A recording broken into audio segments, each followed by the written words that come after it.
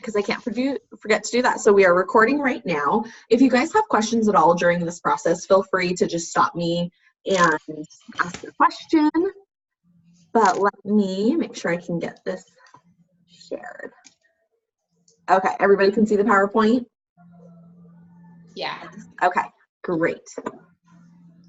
Let me pull up my handy dandy, not that one. Okay. So thank you guys for taking a little bit of time to join me on the call today. We're going to cover prospect calls, but more importantly, really a customer service approach to prospect calls. So this is really just going to take you to that next level, really just show your prospects even on a phone, which can come across very dry, and you don't know these people yet, they don't know you yet. It's just really going to show them that you care about them even early on in this process. Wanted to start out and introduce myself. I'm Claire, and Trina, I think I just haven't met you yet, but I've seen everybody else. So I'm with the training department, and my bread and butter is calls and any type of leasing training, leasing managers, tours, marketing, all of that. So that's kind of my focus. If you have any questions there, always just let me know. And then I want to also introduce Josh, and he's from the Granbury in Utah. So he is co-hosting the training with me, and we're actually just going to jump right in. And I'm going to have Josh kind of talk about his section here of the pledge.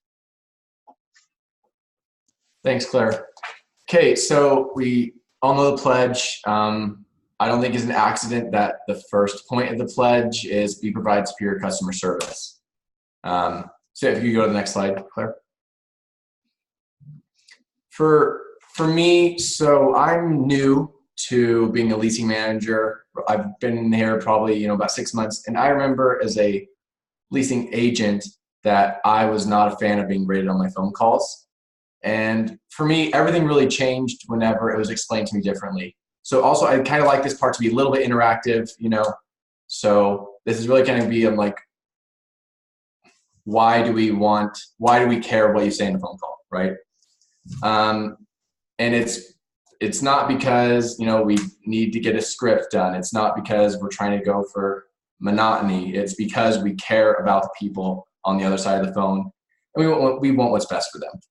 So if we could just really quick maybe talk about, why did you originally decide to apply for your position?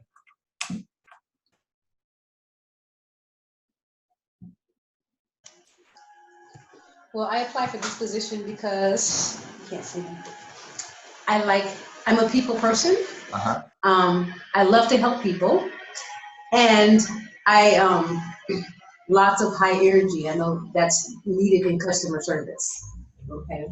I am new to this position as a leasing agent, and so far it's been pretty exciting. Okay. So I'm happy to be here. I'm happy to help. Welcome. We're excited to have you. And we hired you for that sunny disposition and that high energy needed in this job. Because I can't, it's blocking me. Yeah. No, I love that. That's why I lived at the Granbury, and then they're like, hey, you want to work here on Saturdays, right? So I was here once a week, and I was like, yeah, that'd be so much fun to just get to meet all these awesome people that I live by.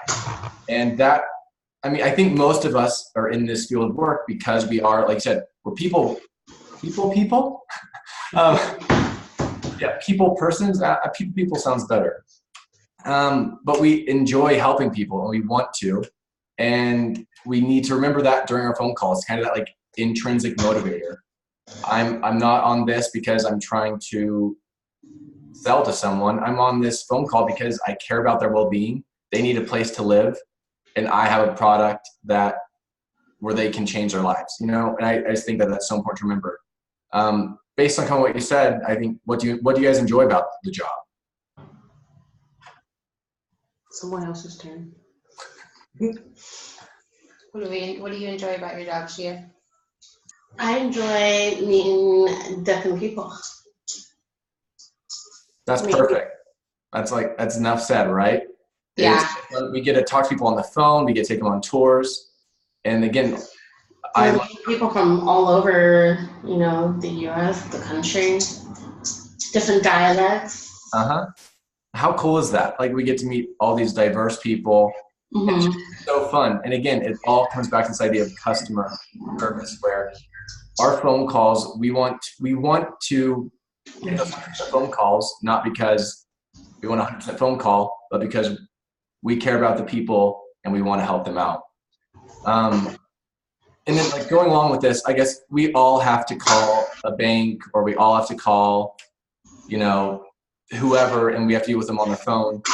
And sometimes I've had positive experiences with other people. I've had negative experiences with other people. I think the worst one, whenever you just call in somewhere and you can just tell that they don't care at all, right? And I think as we take calls, we should remember what good we've dealt with other people, and then the negatives too. That way we be sure to avoid those. I know I hate whenever people get in a script voice with me, right? Because I'm calling in, hey, my payment was returned. What's going on here? Just this past Saturday, my auto insurance payment, my credit card expired and I didn't realize, so it got returned. And then I talked to them and I'm like, hey, I'm kind of stressed about this. And they're helping me out. But then it's also very like, what's your name? What's your phone number? And that's just, I'm like, dude, like, you can ask me that and at least pretend like you care, So keep that in mind. And then again, I think, customer service is all about making an impact on other people's lives. And how lucky are we to have a job where we can help change people's lives? Everyone needs a place to live, and everyone calling in is needing a place to live. Otherwise, they won't be looking for housing, right? So while we're taking phone calls, just keep that in mind. Like, you're helping people, where we have a great product. And the other thing is, the market so much better than anyone else. You're the professional here. As you share your knowledge with people, you can make them an educated consumer so that they can make the decisions to be best for them. So again, really, for me, I'm passionate about phone calls now, not because I'm all about 100%. I'm all about helping the person on the other line of the phone. And for me, that really changed the way I thought about these. Anyways, but that's really all I have. So thanks so much. And just remember, customer service is so important. And remember what initially made you decide to apply for the job, and bring that into your phone calls. Thanks, Josh. I think that's such a great message, because it does, like, it goes back to the fact that, we hire everybody for their personality. And like the scorecard for me, I created it, so I'm sorry.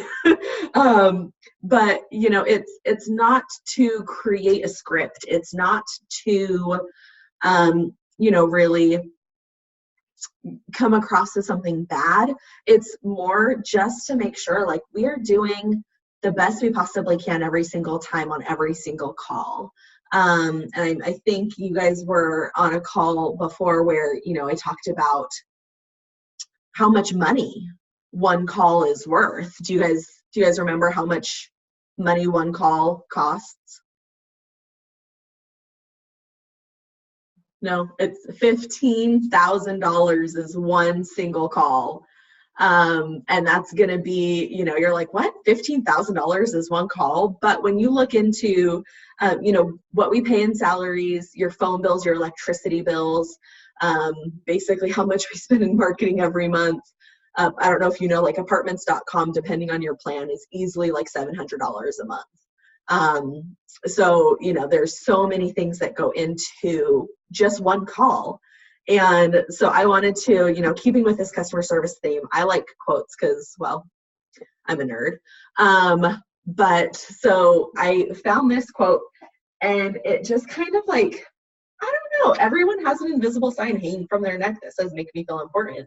And I know, like, I have this hanging from my neck at all times with every single person. Like, not just to, like, make me feel important, but also, like, how can I make you feel important, I think is, like, the underlying thing. So, like, first one, make me feel important. The second line on my neck is, how can I make you feel important? And so, you know, I think that that's just something to kind of remember every time. And, you know, we get those grumpy people that call and they're like, what's the price? And you're like, oh yeah, you know, it can depend when you look at, I don't care, I just want the price. And you're like, okay, like, you know, you're just gonna do the best you can. But for them, even though like they're super grumpy, they just want to know what the price is, it's still important for us to provide that great customer service and like kill them with kindness. And for me personally, like just giving them a general price isn't me making them feel important. It's more of like they don't know what they should ask and they don't know everything that goes into our pricing and how it's built out. So for me, providing them with great customer service means, yeah, he might get mad at me again because I'm like, it can depend, but it's better for me to find that information and customize their experience for them, instead of giving them a price and then when they come in and you factor in like, oh, well, there's 5 people in the apartment, electricity goes up. And then they wanted like a top floor view apartment. And I quoted them like a downstairs. We had this area at Chase Village that was like the 300s on the road. And so we were like, that's our low price. So, you know, it's just really remembering they don't know what they're looking for sometimes, and they don't know everything that goes into it. So how can I make them feel important? And how can I continue that great customer service? And so I wanted to really just start out, you know, I don't remember if you guys remember how I pulled that, but you go into reports, call analysis scorecard, and you hit that little green button that shows detail, and it breaks down every single question on the scorecard. And these right here are where you guys have gotten 100% every single time this month. So, you know, I think, how many calls was it that you guys have had scored? No? I think we had 5. How many? I think we had 5. 5. Okay. Yes. So let me double check because I pulled this. Yeah, 5. So right now your average is 68.66%. And so there's room for improvements, but I never want anybody to forget what they're doing really well at. And for all of these, you guys are kicking butt. This is what every single time you're always getting. And so these are huge points of the scorecard. So I wanted to, you know, make sure you guys know, keep up that enthusiastic and personable demeanor, and, you know, make sure you continue to not use the U word or say complex or, you know, those things that we don't have because we've got communities. We're Horizon. So I just wanted to, you know, show you guys these are super important. And now it's about seeing what we can do to get you over that 70% and up to that 80% as an average consistently. So I wanted to show how you guys can improve. And these things right here are where we can improve the most. And I think right off the bat, I highlighted what the 20-point ones are, and inviting to tours, 60% of the time we're doing that. So let's make that 100. And ask for email and phone number, that's 40% of the time. Let's ask for 100. For me, it's very different when I'm asking for a phone number, and there's so many ways you can do this casually. And like Josh said, you know, we don't want to be script and checklisty is what I say. You know, like, you know, we have our guest cards and we know what information, and it's about making it more fluid, just more natural than saying, okay, what's your name? What's your number? Can I get your email? When are you looking to move? How many people are in the apartment? Is the apartment just for you? You know, like it's a long checklist. I know, like I do calls too. And so like I get it's a long checklist. And if you did every single line by line of just like that voice and that unenthusiastic way, you know, that's definitely not what we're looking for. Yeah, we want to get all of those items, but there's just such a craft and an art to phone calls, which I think is why I like it so much. That and every single call is different. Like I don't think I've ever said the exact same thing on any single call in my 5 years ever. You know, similar things, but never in the exact same way, the exact same order or anything. So one of the things I like to do is, you know, I get their name really early on, and that way I can use it throughout the call. And I can say, absolutely, you know, and I like to use this because it's kind of sly, you know, what's the best phone number for you just in case we get disconnected, or my phones have been a little choppy lately, what's the best phone number to reach you at? And that's kind of like a good excuse. That's not like, what's your name? What's your phone number? You know, where you're going that. And what I found too is the more confident you are in asking for this information, like for their phone number and for their email, the more confident they feel giving it. Because when you ask somebody like, oh, do you mind if I get your phone number so so I can follow up with you? They're gonna be like, well,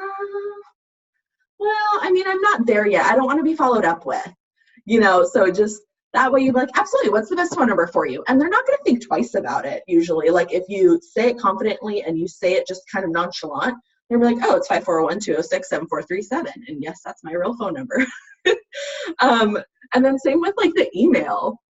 It's, you know, one of those things for me, it's really important to get both, because when I'm doing follow-ups, I don't know if you guys have this too, where you go in and you're like, I don't know, there's times where I've been like sick with strep throat, not contagious, but you know, like I'm sick and the only thing in there is a phone number. And I'm like, oh, I really can't talk. I don't want to call, like, I don't want to do the follow-ups because I don't feel good. It's early morning. I don't know, whatever it is. I haven't had my coffee yet.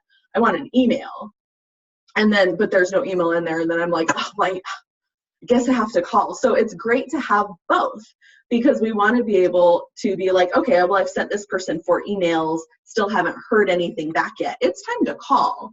And so that to me is why getting both of those is super important. I think also it's only a 5-point, but referencing the property website, oops, I always do that. I click and, you know, anywho, so referencing that property website is one of those things that I tie into like offering to send a follow-up email, because for me it's super easy, and you could even tie it into your email. Like, yeah, what's the best email for you? I'm going to send you a follow-up email after this, and I'm just going to include everything that we talked about and a link to our website so you can check out our amenities. And that makes it super easy for you to refer that information to your wife or your husband or your roommate or whatever. I don't think I've ever had somebody turn me down for an email when I've said, yeah, let me send all of this information to you so you don't have to write it down. I've gotten the email every single time, because you're taking it to that next like customer service level where you're saying, has any of you like apartment searched before? Yeah. How many of you like actually sat down and like wrote notes every single time you called? No. Josh didn't? No, I'm a freak. Okay, yeah. I'm a freak then. But I don't know, I have people like who call and I could tell they're like, you know, son, let me write that down, you know. So, and especially with the demographic of Greystone, you know, you have the more adult professionals, and they're, you know, usually not just looking at one place, they're looking at a few different places, and they're trying to like get that information to their husband or to their wife or whoever they're living with. So I, you know, usually offering to send that, they're like, oh yeah, that would be great. Like that way I don't have to write it all down. I can just forward it over to them. It's super easy. So that's one way that I kind of like to tie things in together. But I wanted to, you know, I can talk about these all day, clearly. I wanted to do a quick poll with you all and just kind of directly just kind of check on something. So I'm going to stop sharing for a second. And I'm going to launch a poll. And I had issues with this earlier. It looks like I might not. So feel free to take a second.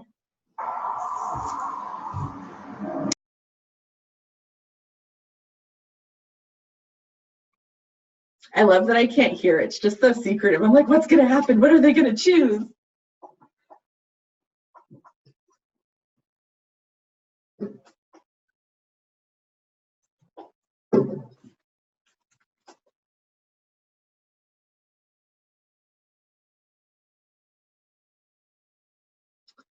I feel like I always need some kind of music going.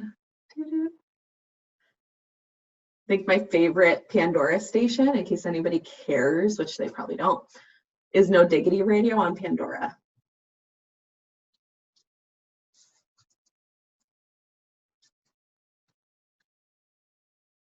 Did you guys all submit?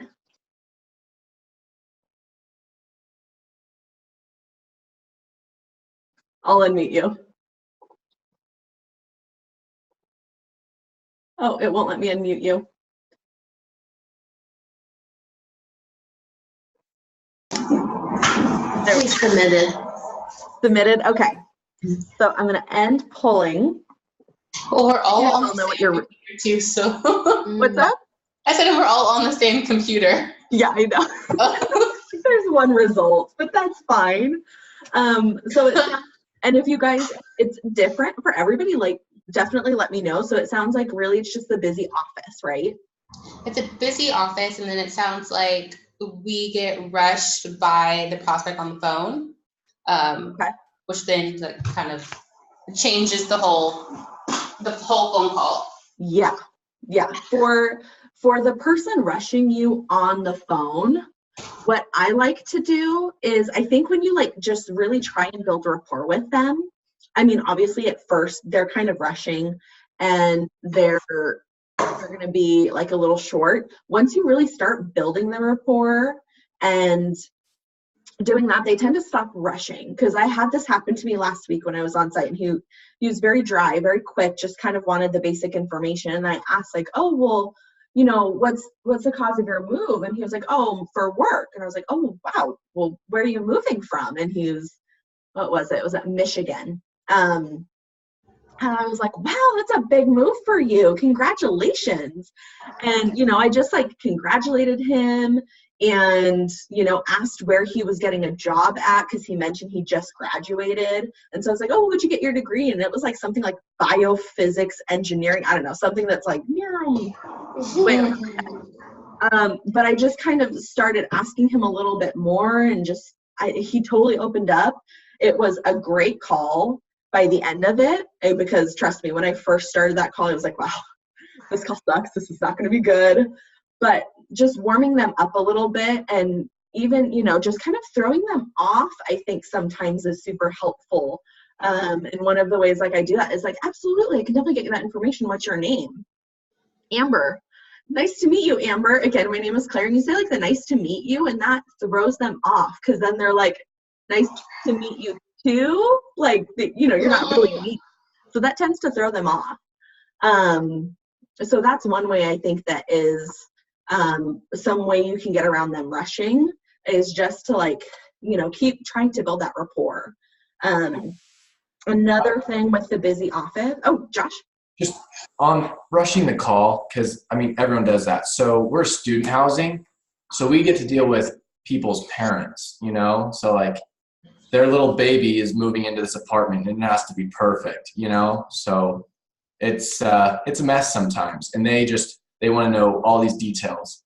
And I mean, where's that coming from? That's coming because they're stressed, right? Like this isn't, maybe they're jerks, I don't know, but like they're probably just taking out a stressful situation on you.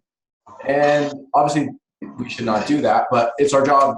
We're providing superior customer service. We're going to slow them down and help them not be so stressed about it. So, I mean, you're the professional again, and it's your job to share that information with them. That way they're making an educated decision.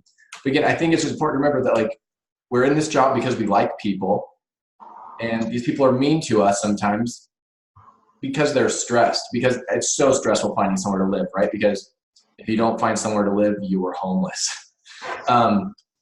So I think we should just use a little bit of empathy whenever that's going on and know that, oh, well, this person's rude. I just want to get off the phone with them. We're going to slow down the conversation. Oh, well, you know, that we have the perfect apartment for your son, or we have the perfect apartment for you or your husband or whoever it's going to be, you know, and then establish that rapport, help de-stress them. And I think that's, again, we're providing superior customer service because we care about them. So. Yeah, that's definitely well said. It is stressful. And if you haven't seen Matt Easton's videos on YouTube, I recommend checking them out.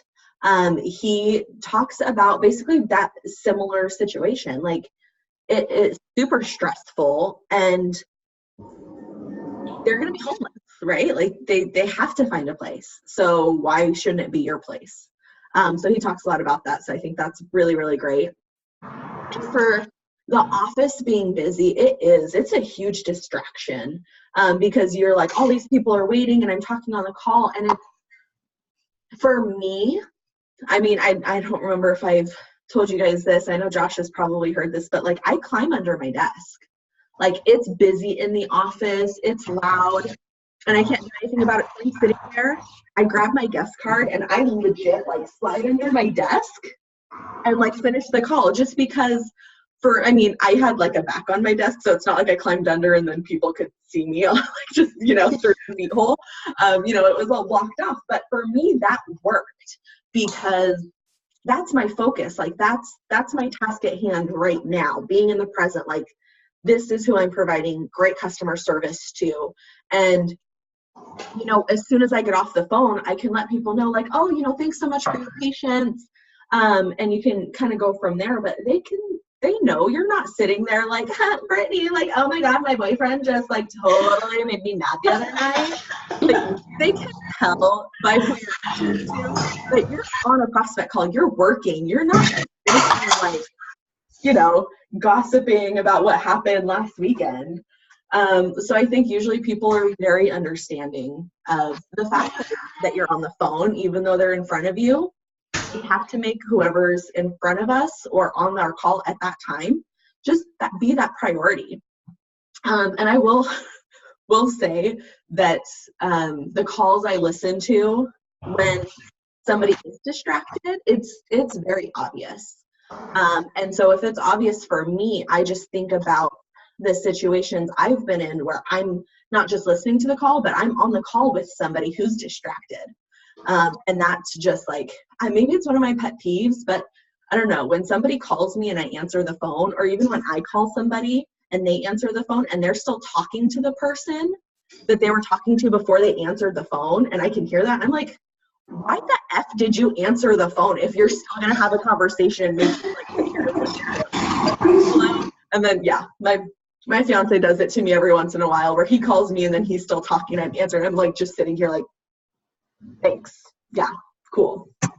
But maybe that's just like my issues and personal things I need to work on. But so just letting you know, like it is super, super obvious. I'm going to share my screen again and we're going to listen to some calls. Okay. So for this, what I recommend doing, and I'm going to be doing the exact same, is take your notebook and draw a line down the middle. And on one side, you're going to make a list of everything that the leasing agent or person taking the call does really well.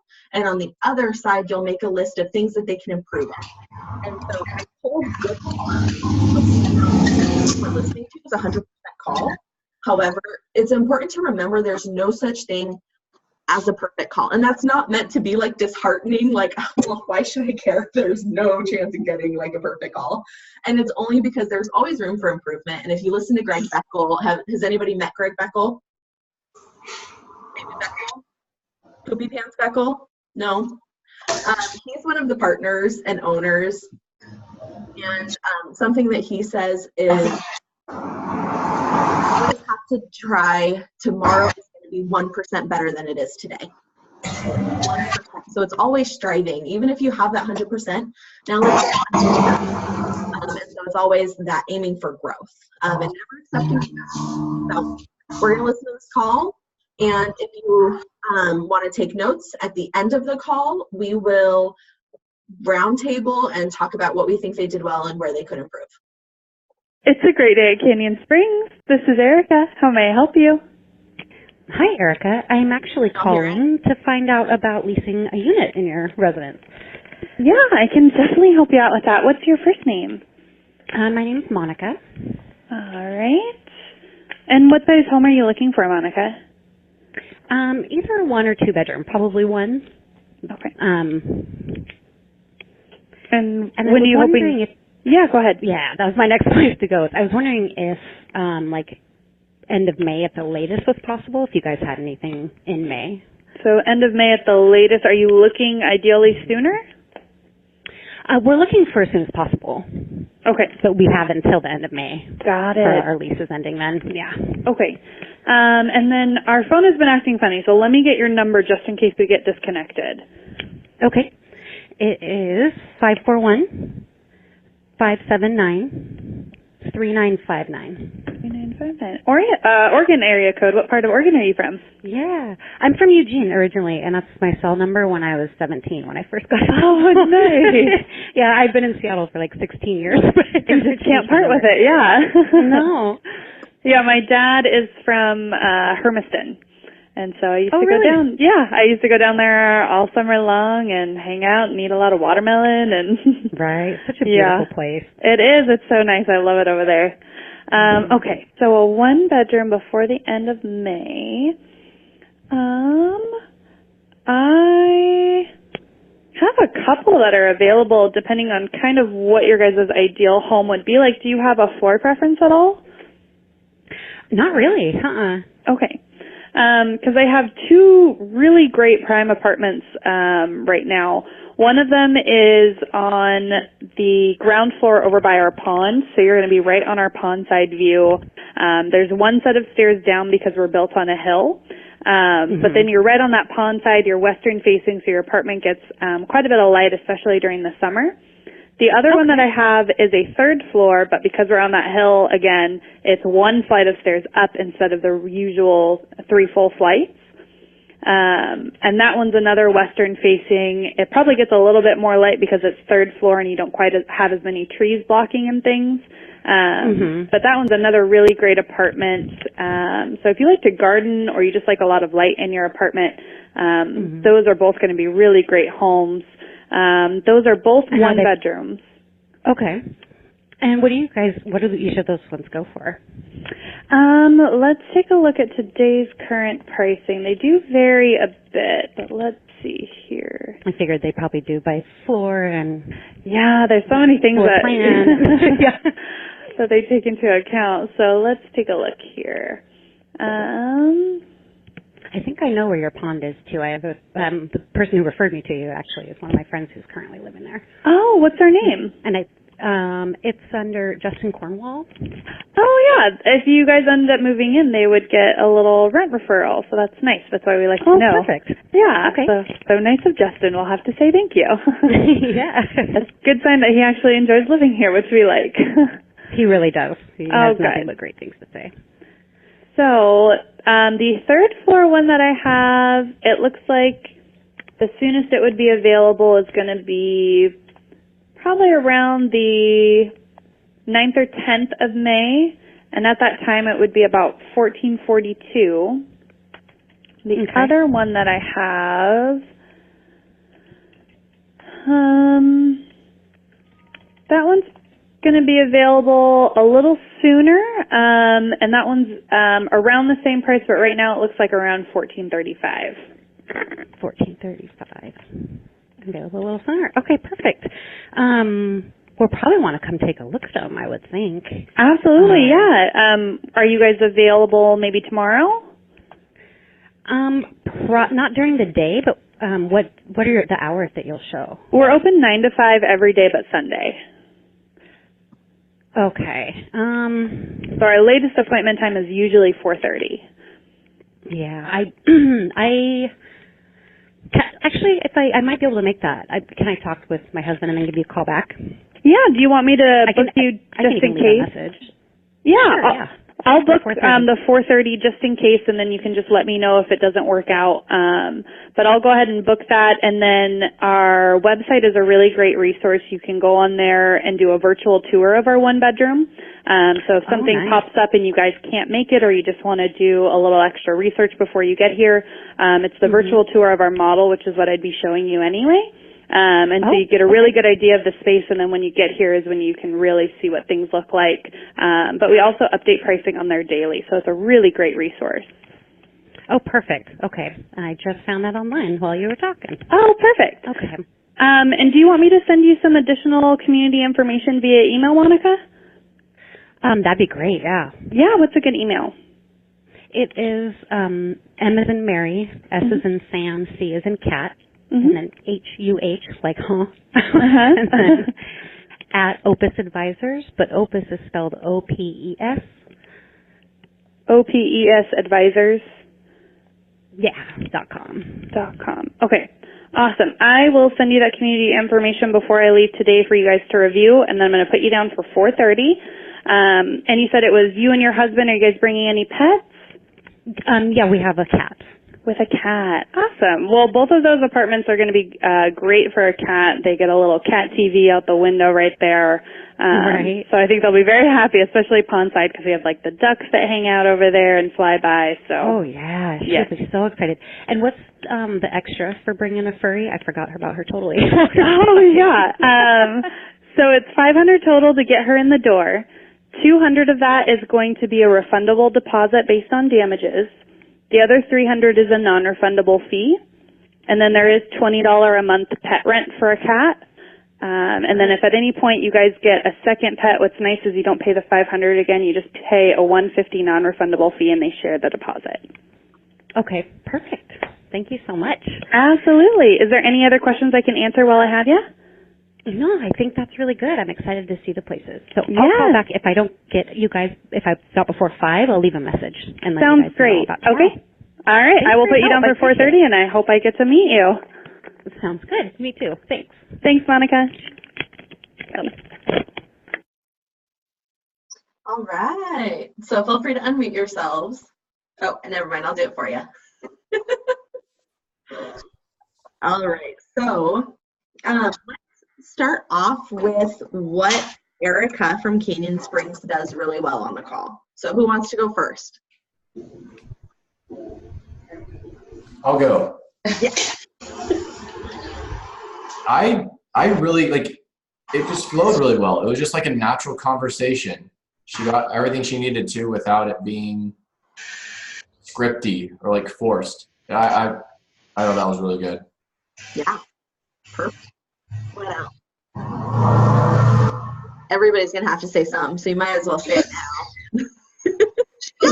now. She was very knowledgeable, and that's what I think what made the conversation flow so well. Mm-hmm.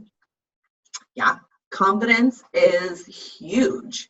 And I know it's hard being new, but I say one thing too is be confident in the fact that you're new. I think that's absolutely totally okay. And I know it sounds very funny, but it's okay to be like, I'm so brand new. I just started. Let me get that information for you. I'm going to send you a follow-up email with that info. And that way you get a follow-up tick marked and they're like, oh, wow, she's new, but she's so nice. And so that's one thing that I always say, it's okay to tell people that you're new. And they've all been new and or in a situation. And so everybody's really understanding. So what else? There's so much right with this call. I'm looking at you. I lost my train of thought actually. But it seemed like she knew who she was talking to, she seemed very happy. She started basically like a relationship type of conversation with her. She involved, oh, this would be perfect for your cat. We got ducks out there that they could see. Your cat's gonna be meeting duck friends, So it seemed like she engaged very well with whoever she was speaking to and just built that relationship like she knew them already. Yeah, I think that pet thing was just like, it was absolutely brilliant. Like I used to do things. If you have a cat, you tend to know like, okay, most cats look out windows. They look at birds. And so for her to like bring that up and, it's like, oh, great. Like one thing is, I always say if they have a pet, you have to get their pet's name. And if it's a dog, find out what kind of breed. If it's a cat, sometimes I don't know breeds very well. So I'm always like, oh, is it long hair or short hair? But I don't know cat breeds. So that for me is like, she not only like got the cat's name and did all of that, but she took it to the total next level and said, this location is going to be great for you because it has that pond view. Your cat's going to love looking out the window. Like that's such high. I just was totally. She knew her property very well to tell them more about, oh, this location would be better than here. And, say somebody wanted a more brighter home, this location would be a lot better because it has some natural lighting in it or whatever that they're looking for. Yeah, that is great. Anything else? Again, I just think it's so cool, like that conversation, she obviously cared about the prospect and she shared all this information and everything went so natural just because once you slow things down on a call, everything comes up organically. The minute they're like, oh, Eugene, love that area code, you know? Right. Then everything else, then she's like, oh, I should probably stop by for a tour. Like she's doing your job for you, which, you know, just slow it down a little bit, help them ease the stress of finding a place to live and to breathe. That was awesome. Yeah, and that little area code thing is something that like Isha, she has been a leasing agent for a very long time. Like she's with the corporate office now, but that was something she used too as a way to build rapport. Because sometimes it's hard, but that she found as a way, like if you got to know area codes, or even if you didn't, like, oh, that's a different area code. What area code's that from?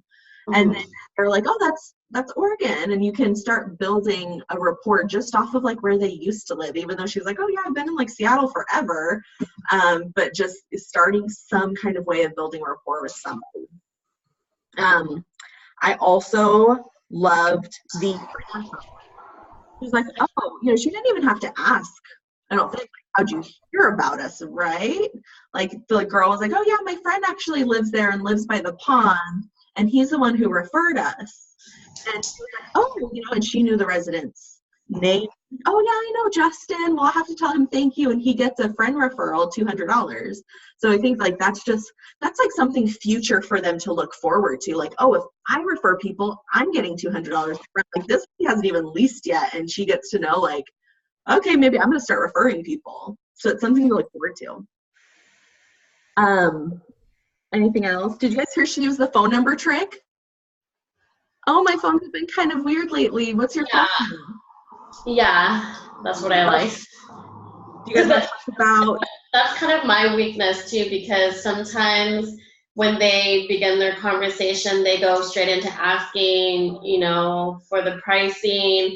And to me, I feel like I always have to answer the question right away instead of saying, oh, who am I speaking with today? And then go into the pricing.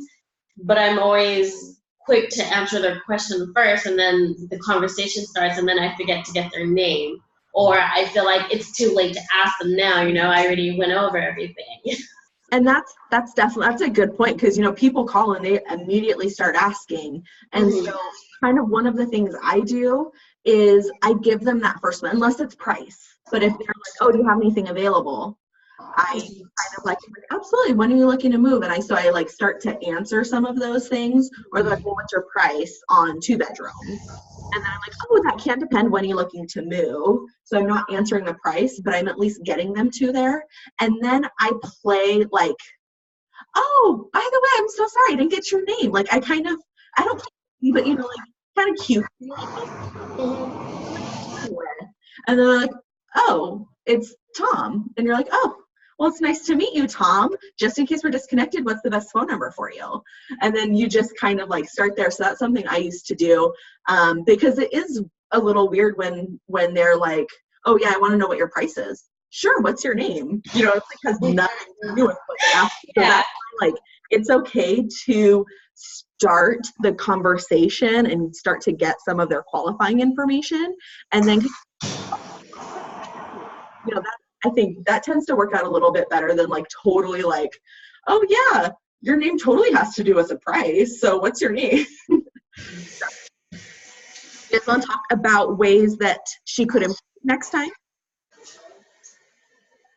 Ways that she can improve.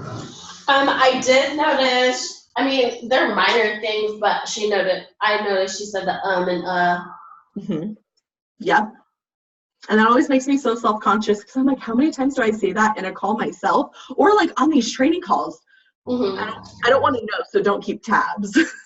Yeah. What else?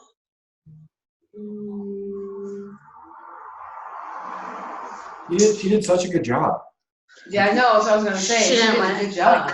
The ums and the uhs, definitely. I mean, but that's like I do that all the time. I'm pretty sure just in that sentence. But she rarely did say it, but I noticed she said it. Yeah. There's like, I think some periods in there where it was a little Yeah. bit more, but then most of the time she's so confident, she's been there so long, she knows. Right. The things that I picked up on is when the lady said, oh yeah, I want to come tour, she said, oh, how soon can you come and tour tomorrow? Or what time works for you tomorrow? And for me, that's great, but she kind of dropped the ball on urgency. Like for me, there was no urgency there because she should have been absolutely, when can you come and tour today? Like adding today is like, oh, I need to be in there. Like it just gets them starting to think about so quickly, this is the perfect spot for me. I need to make that decision later. So I always, so I always think, it's got to be today. And if they can't come and tour today, that's fine. But at least you're starting to get them to think about this is a big decision too. So that was one of my little things that I have in there. I kind of have a question about urgency. So what about the homes, for example? We have 2 of them that's been on the market for like ever, and we just can't get them leased. But then we have, other 3 bedrooms that are the same thing, and we just want to pinpoint on those ones so that we get leased, so that we get them leased. How would you guys do it without giving them the other options of saying, oh, we have this one on this floor, this one on this date, It's a really good question. And for me, vacancy loss is huge. When it sits for so long and then on your availability, it shows you like how much vacancy loss you're getting. It's scary. For me though, it's very hard because you always have to factor in like fair housing and things like that. You can't steer somebody towards an apartment. Mm-hmm. Personally, what I do is I never give them all of my availability. Right. There's no urgency there. So yeah. I just I ask them, what are you looking for in an apartment? Like, what's your floor level preference? Do you, care about being on the road or tucked into a courtyard? So I kind of start to ask them some of that. And it is hard because you can't steer them if they say they want the top floor with a detached garage and that apartment that's been sitting vacant for so long is not that, but you have something else. You can. Are they similar pricing or different pricing? They're pretty similar pricing, probably like a $5 difference. Yeah, so that's not much. But maybe it's, brainstorming as a team, ways that like just special unique features to those apartments that might be really great. Because sometimes you have the ones on the road and what I've, not everybody wants them, but I'm like, it's really not that bad. It's kind of makes it so you can't hear any of your neighbors because there's just constant like white noise going on. So that's one way that I've found that I sell like those lower desired apartments.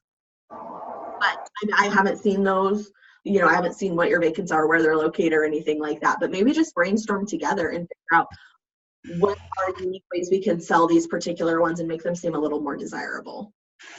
How can turn a bad into a positive? Right. Do you have anything, Josh, you think that might help with that situation? Because it is a difficult one. That's so hard to deal with, especially like on site. And I know conventional housing is way different. So we're student housing, so it's a different kind of ball game. I know what we always do to build urgency, because obviously I think demand is a little contagious. Like, no one has Nokia phones because no one has Nokia phones. Everyone has iPhones because everyone else has an iPhone.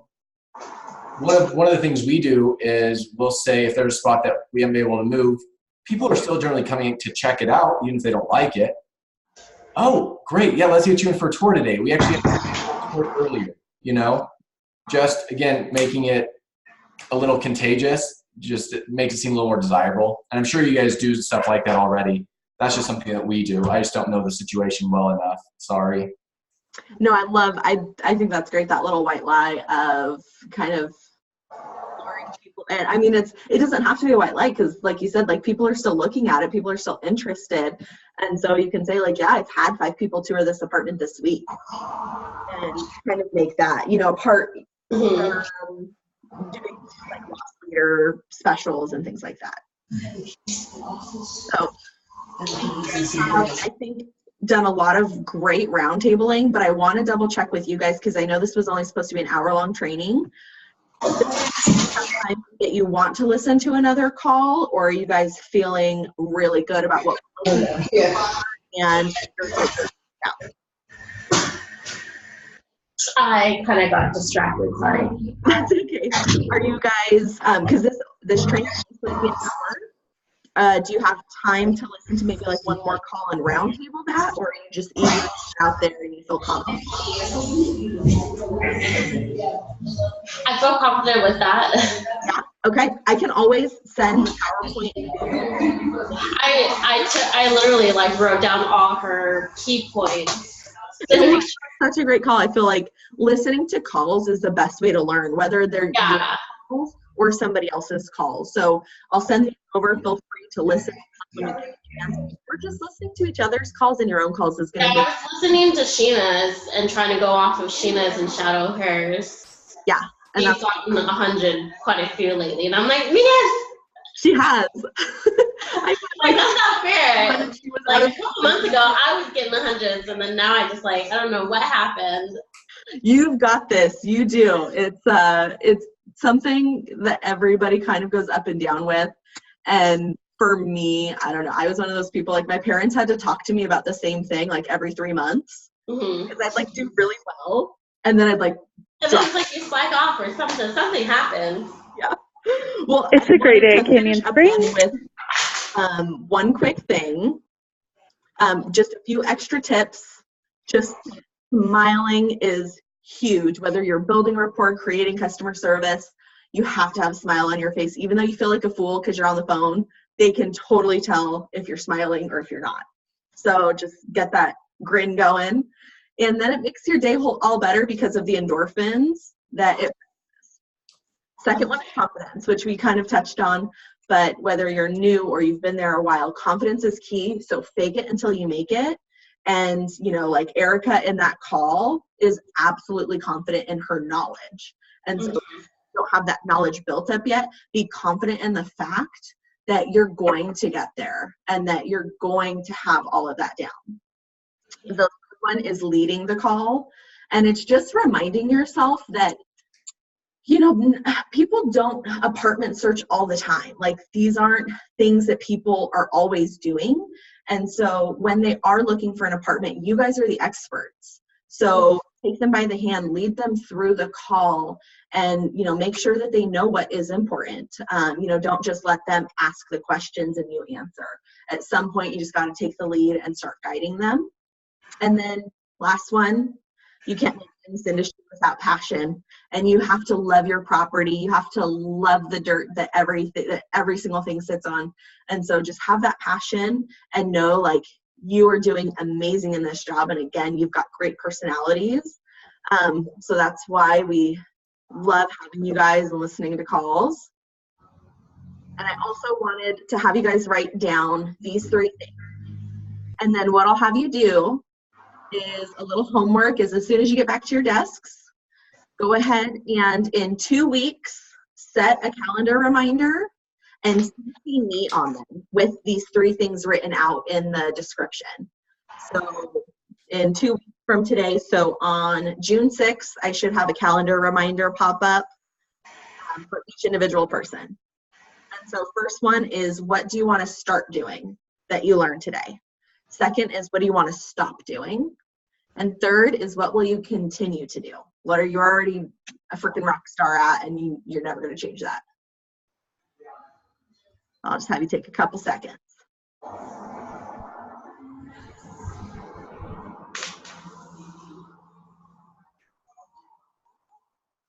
Do you guys have any questions for me? Do you? No. No questions here. No questions? Okay, and you all have the 3 things written down that you're going to invite me to? Yeah. Yes. Yes? Okay. trust me, if you know anything